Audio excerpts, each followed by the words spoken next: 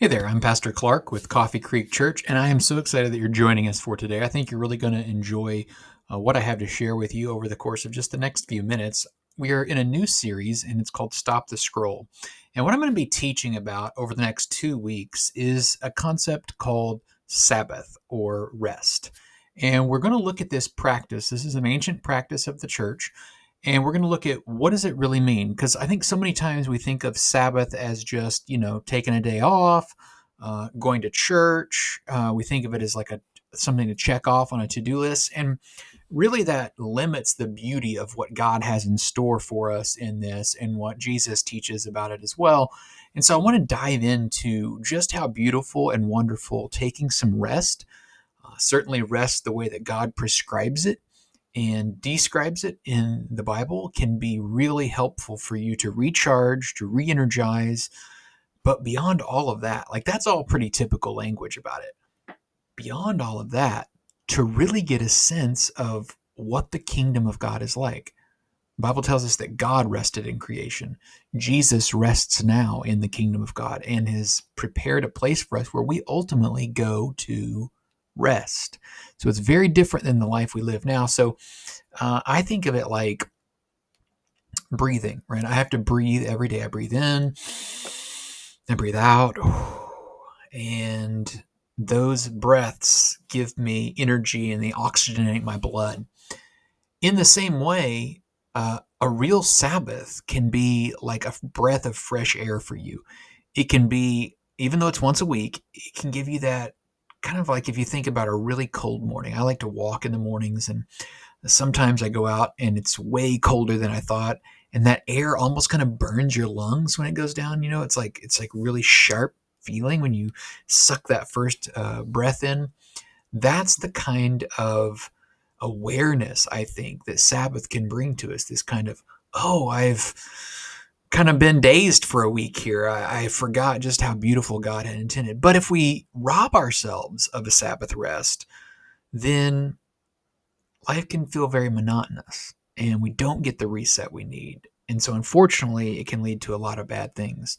Now, specifically, we are framing this topic and talk around the idea of devices because I think they're responsible for a lot of stealing Sabbath rest away from us. I mean, how many of us reached for our phone this morning when we got up before we even got out of bed? Like, my phone wakes me up. I'm sure you set an alarm too most days. And so my phone goes off every single morning. I'm hitting the stop button as fast as possible. And then the challenge is jump out of bed and get into the shower. So I use the 3-2-1 method, right? I'm like, okay, I'm getting up in 3-2-1, and I just go. And sometimes I'm a little unsteady on my feet when I'm getting into the shower, but I know that I've got to go. The alarm was set for a purpose. But if I don't do that, it can be really tempting to just lay there and grab that phone that just went off. And then what? Start to scroll. Wonder what happened in the world. Ooh, there's going to be all kinds of new stuff out there. Whether you're a person that likes, like I have the Bing app, whether you like to scroll through the Bing app, or you like to look at one of the social medias, or you just check your email. Like every app is loaded. And if you don't turn notifications off, you'll have a million of those things on there. You probably got texts while you're asleep. I mean, it's just going to be crazy, right? And it's not to point the fingers because according to research, about 72% of us, 71.8% exactly, check their phone before they ever get out of bed in the morning.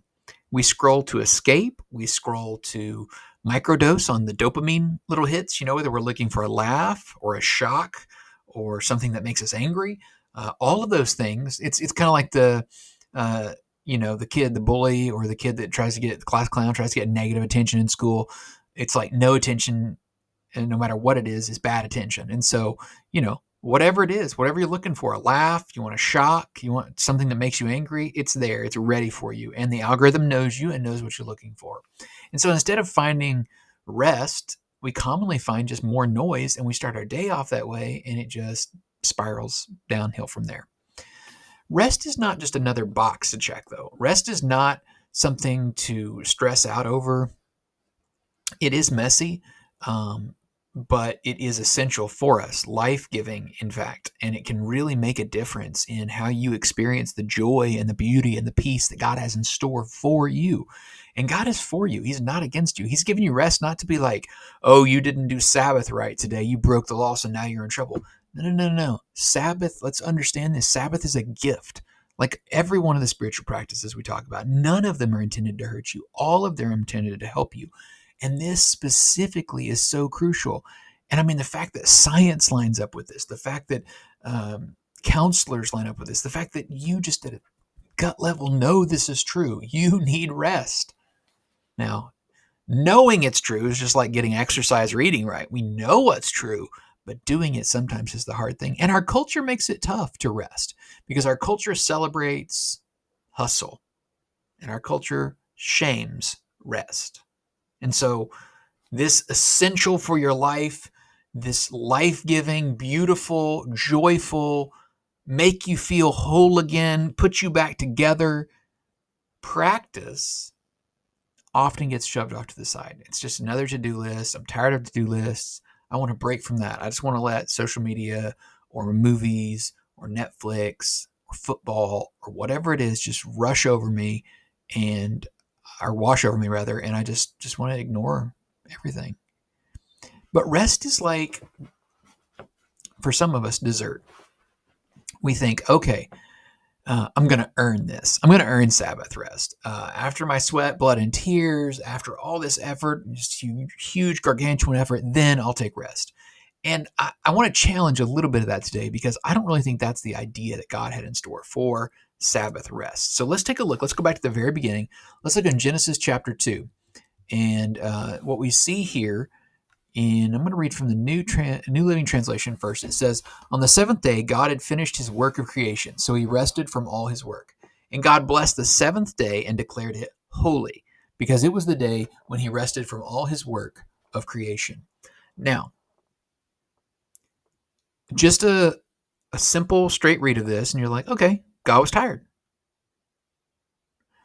But what you've got to do at that point is say, is that true, or is that how I'm reading this? Can God ever get tired? Oh, wait a minute. That's where your logic kicks in. And you go, no, I think I've read other texts that say God can't get tired. And I don't think that makes any sense with the nature of God. God is not human. God is not earthly. God does not sweat. God doesn't have a bad back. God isn't 47 years old like me. Like, God doesn't get tired. And so this Hebrew word, Sabbath, which is where we derive our word Sabbath from, is not describing the dessert rest I mentioned, like the rest as a reward. And it's not describing exhaustion rest, like you are just completely wiped out, so you have to rest. Have you ever been that tired? Like, I remember being that tired sometimes in my life where I'm just so tired that like I just collapse. And I've passed out on the couch before. I've passed out in a chair, certainly in bed, just, watching something, and you wake up and the TV's blaring and you're like, what is going on? Oh, I must have fallen asleep. That's kind of scary sometimes when that happens. So if God wasn't tired, and if God wasn't worn out, and if he hadn't got his inbox to zero and he was like, I'm going to take a reward day, I'm going to take a mental health day, right? That's not what rest is. That's not what Sabbath is, at least. Maybe some rest in our view of that is, but that's not what Sabbath rest is about. Rest is not indicated only when you're tired. Otherwise, a lot of you would just be like, I'm fine. If I get more coffee and, less sleep, maybe I'll be fine. So what is the weekly Sabbath pattern for then? Well, Sabbath, this idea, is more like settling into the stability. That's what God is taking here. He has worked, clearly the text says that, to create all of creation. He didn't stop on the sixth day with creating humans, but what did he do? He continued on to day 7, and on day 7, then he rested. And the idea of Sabbath is almost like he is settling into the stability, the foundations of what he's created. Like it is here. And some authors have likened the cosmos to this temple that God has created that is a part of giving him glory. And so it's like we are a part of that Like all of us are creations of the cosmos. We are part of his grand design and his grand creative venture. And so this is not relaxation because he's tired of what he's done. It's almost more like satisfaction. I think of it like this. Now, this is not a perfect analogy, okay? But I know that when I've been to a meal that was really good, right? The kind of meal you go to and you're like, the server says, will you be having dessert? And you're like, I can't. It was just, the meal was so perfect and I'm full. And you kind of almost have to sit back and go, whoo, you know what I mean?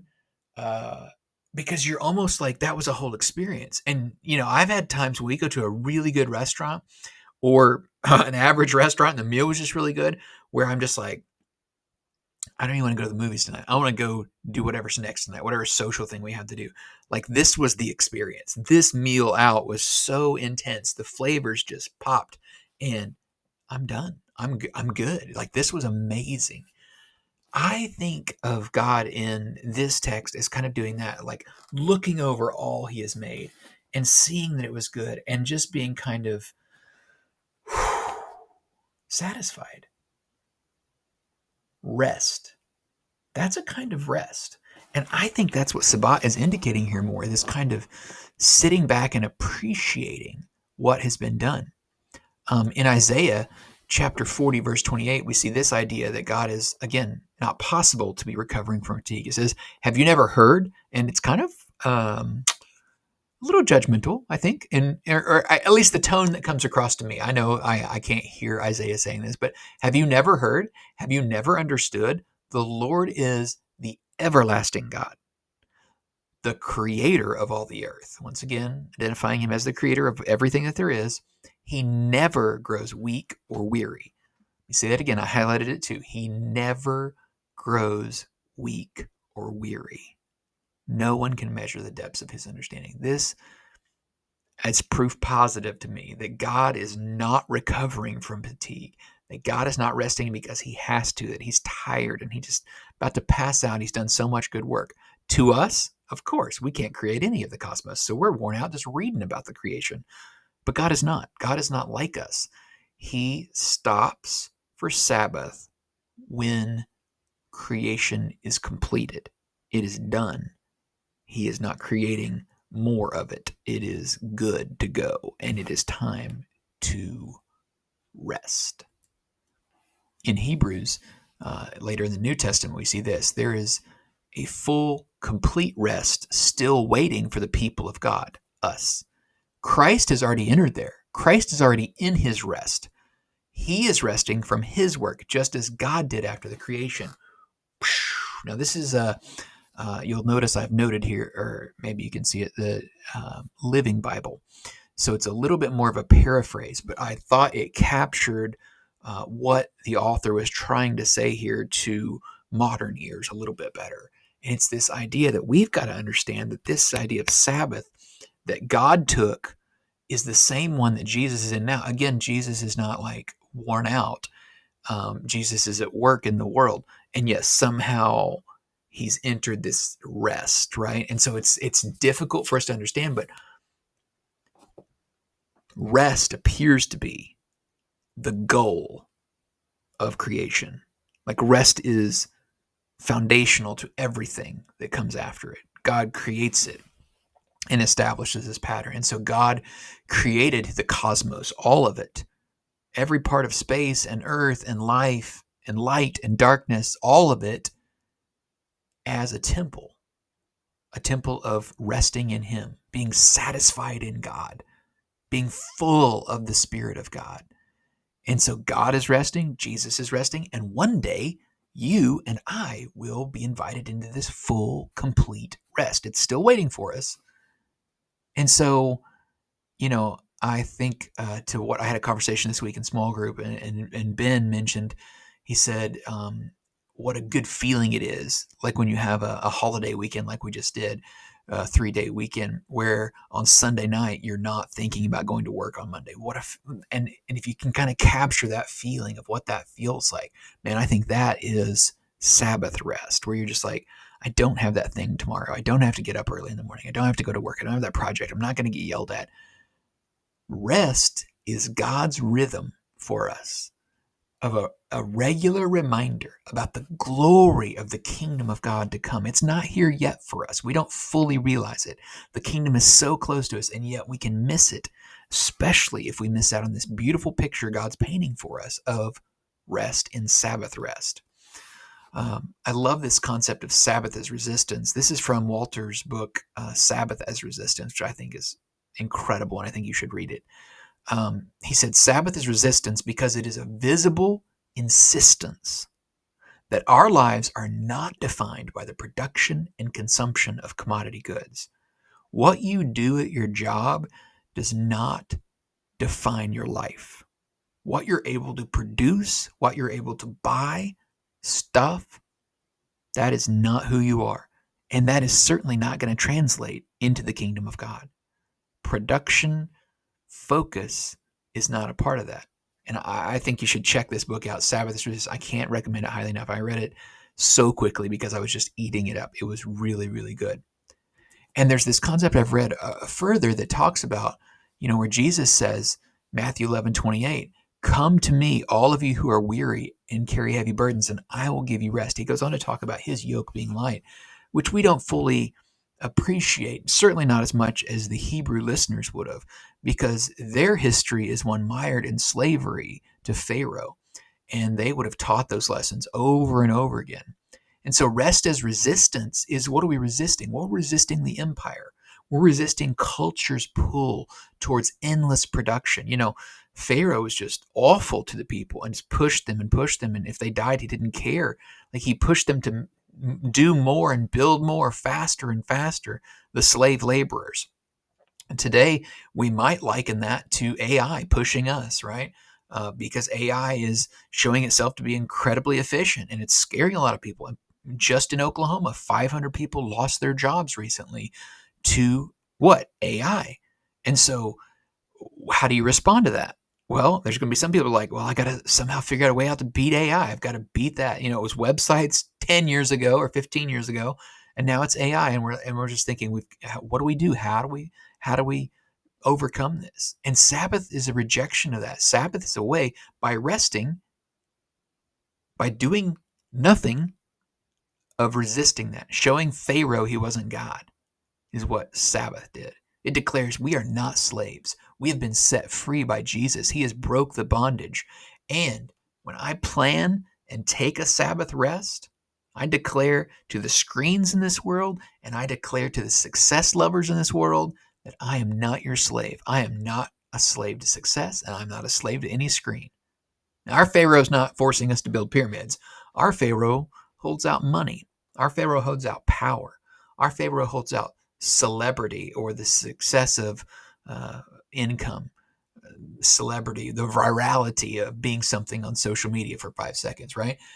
And our Pharaoh likes messing with us.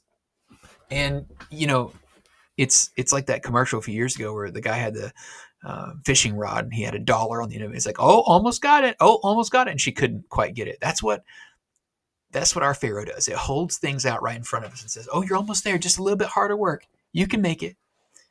It wants us to deny that rest is possible, that Sabbath is possible. And so this is what I want to encourage you to do, is to try this. The challenge is to try this practice. Now, most of my challenges that I give, like 100% almost, are try it this week, because I want it to be manageable. I want it to be bite-sized. Here's the problem with this. If you try it for a week, it's like this one. It's kind of like if I would say, try eating well for a week. You might feel a little better by the end of the week, but it's going to take a while for you to see results. And I know that's difficult because we like things instant. And I just don't know how to put this into a smaller box for you. So here's my encouragement. I am going to ask you to try something this week. I'm going to give you something really simple to do. And it's not even a full day Sabbath, okay? That's the bite-sized part. But I'm going to just implore you in this challenge to give it till the end of the year. Give it 3 good months, right? Because I think in 3 months you might start to establish a real habit, and you will see crazy benefits out of that habit come January 1. And you won't even be worried about New Year's resolutions because you'll be like, I have such a peace from this Sabbath rest that I want to explore the other practices. Okay, so here it is. Stop. Pick a time, half a day this week, to not work at all, to put the devices away, turn the noise off. That does not mean you can't listen to music, right? Music can be great, but it doesn't mean turning the TV off or listening to a noisy podcast or news or getting angry. Just stop producing anything and rest. Do things that renew your energy. Do things that bring you joy, that are not productive and do not lead to success or to money or to celebrity, right? Maybe it's a certain food, like I mentioned. Maybe it's spending time with some of your favorite people. Maybe it's a book. Maybe it's a game of some kind you really enjoy. Maybe it's a walk outside. I mean, I think connecting with nature is one of the best things we can do to start this or to be a part of our Sabbath rest. Maybe it's a hobby. But whatever it is, pick a day, half a day, slow down intentionally, plan it ahead of time, put it on your calendar right now. If it's Friday afternoon, put it on your calendar. If it's Saturday morning, put it on your calendar right now. Protect it like you would any other appointment. Now, my boss is not going to be texting you. You go to the doctor, you go to the dentist. I went to the doctor last week. I got 6 texts throughout the week reminding me about it. 2 of them were like, push 1 to confirm, push 2 to cancel. I'm like, I already confirmed it. Then it was like, check in. Oh, would you like to go ahead and pay on the app? It's like, goodness gracious, I'm going to be there. I have never missed an appointment. But my boss is not going to do that. And I know that can be helpful, right? Because we are very busy. But if I put it on the calendar, I'm going to be there. So I want to encourage you, put it on your calendar, like protect it like any other appointment. And let's see if this doesn't do something great for you. Now, the big idea for today is this. When you realize and you stop and realize that rest is not just reward, but it's a rhythm for living, that's where things really change. I mean, isn't it refreshing to you to know that God's not some CEO? He's not a boss that's like, all right, I'm going to need bigger production numbers to get those KPIs and get the profits up. You got to make more sales. You got to do this. You got to do this. More customers happy. Why are people calling me about you? No, it's none of that. He's not concerned with your performance. He's not concerned with your grades, students, or your bank account. He established Sabbath to reset and give you a perspective on what it's going to be like in eternity. Rest. He wants you to get a pattern in your life, a rhythm, a habit of recognizing not just how treacherous this world is, but how beautiful and wonderful the next world is. A world centered on rest. And you can enter into his rest right now. So that's the question you've got to ask. Am I really ready? Will I willingly accept the rest God has in store for me? I'm going to be brutally honest with you for a minute. My heart hurts for many of you. Some of you connect with me on texting.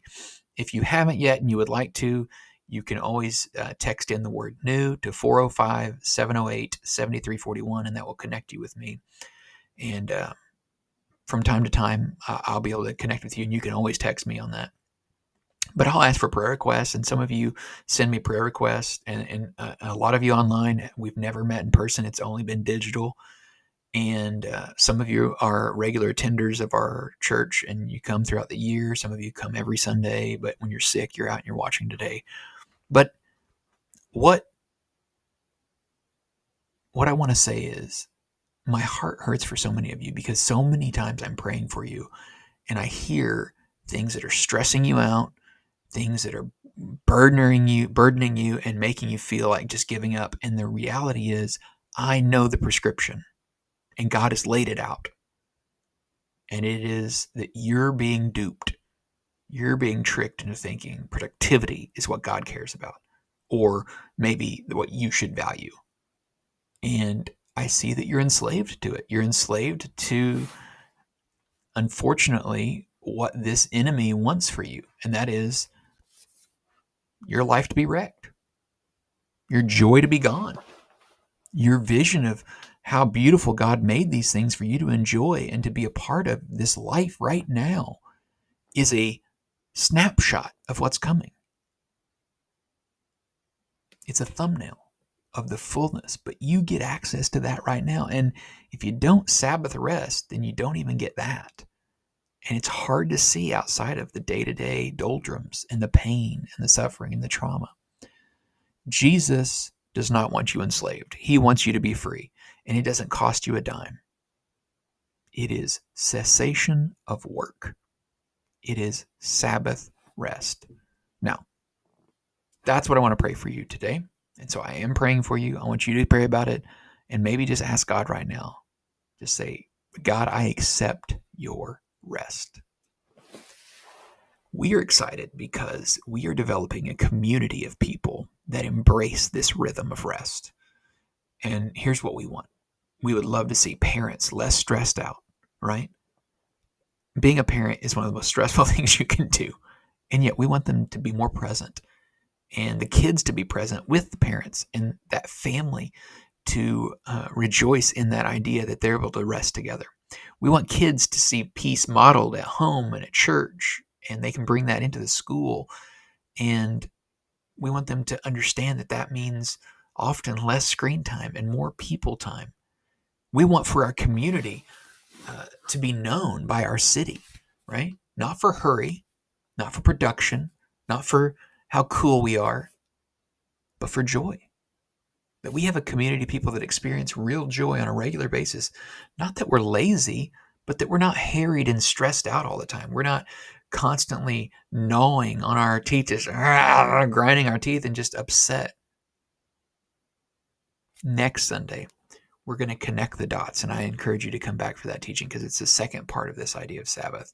And we're going to connect the dots a little bit further into how we can experience and walk in that beautiful joy. That'll be next time. Thanks for joining me today. God bless.